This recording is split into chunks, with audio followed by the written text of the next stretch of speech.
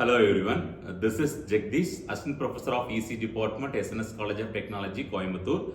And today in a video lecture series already we have covered amplitude modulation, frequency modulation, and followed by these we are going to discuss about phase modulation, that is PHASE, phase modulation. So what is phase modulation means? The definition is the carrier signal phase means angle, right? When you see the graph, I mean sinusoidal waveform, you can mention 0 degree, 90 degree, 180 degree, 270, 360, like that you can mention the degrees, theta, right? So that means angle. So how the angle would be changed in accordance with the message signal, that is called as the phase modulation. So phase modulation is actually highly correlated with the frequency term.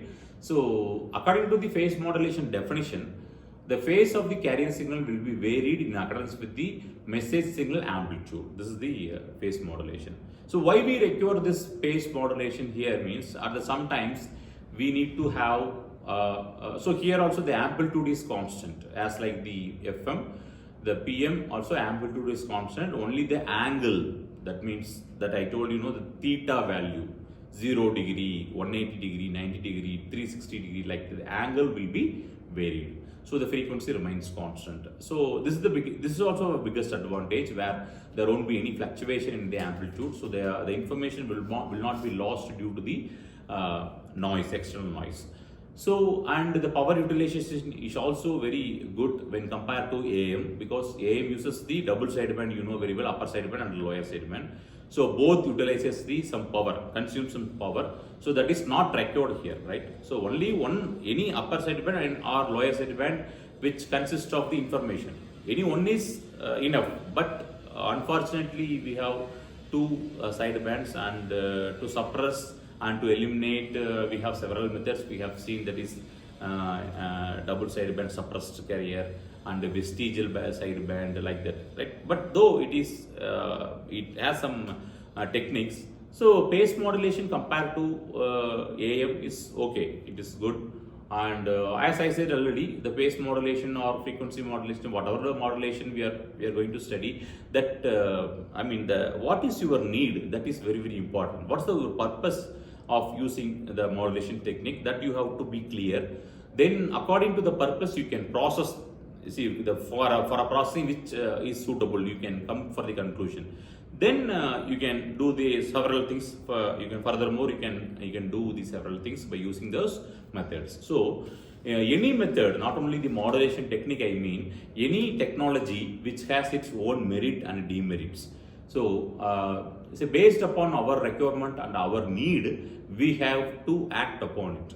So which one is suitable for us, that we have to come for the conclusion. That is very, very important one. And the phase modulation, which the advantage is the amplitude remains constant and the bandwidth is also some good, and the noise, it is very high, immune to the noise, and external noise will not be added more often. So these are all the advantages of PM. So here actually the modulation actually divided into two types. One is amplitude, another one is angle. So amplitude modulation we already know, that is AM. So what is angle modulation means? The angle modulation will have two types. One is FM, that we discussed in the previous episode, and another one is a PM, because the frequency modulation and the phase modulation fully deals with the angle of frequency. The frequency changes means that the angle is becoming, angle becomes some changes, right? Angle will undergo some changes. So that's why those things, PM and FM, which is under the umbrella of angle modulation. So there are two modulation, amplitude and angle. In angle modulation we have PM and FM. So this is the output, this is the thing. And the next session we will discuss about AM. In the amplitude modulation, there are several methods are there. As I said, DSBSC is there, double sideband suppressed carrier and vestigial sideband method technique are there. So these are all the techniques which somehow manages the power consumption of the power consumption by the waveform, right? But though this is utilized, so that needs some extra internal components also, that would be very complex also. So anyhow, if you need anything, that you have to sacrifice something, right? So that is the thing. So let us discuss in the next class about the different techniques used to overcome the AM, that is a amplitude modulation and double sideband method. How to overcome these things, that we will see in the next episode. So thanks for watching the video. If you really like this video, you just give a like, comment and comment your feedback, suggestions and positive, negatives.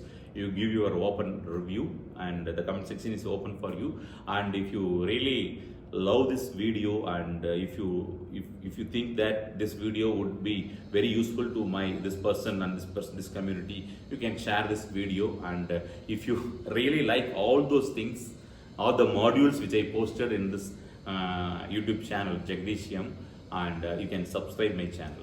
So thanks for watching once again. Have a good day.